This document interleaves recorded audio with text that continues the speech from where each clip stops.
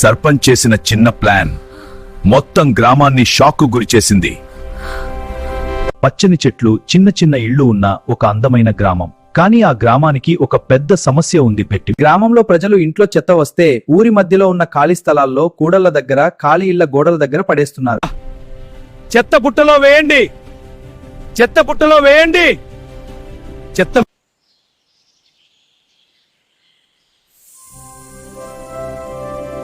సర్పంచ్ చేసిన చిన్న ప్లాన్ మొత్తం గ్రామాన్ని షాక్కు గురిచేసింది. చెత్త వేసే చోట్ల దేవుళ్ళ ఫోటోలు పెట్టండి, ఇక్కడ చెత్త వేయరాదు. అయ్యో, దేవుడి ముందు చెత్త వేస్తే పాపం వస్తుంది. మీ ఊరిలో కూడా ఇలా చేస్తే చెత్త సమస్య తగ్గుతుందా?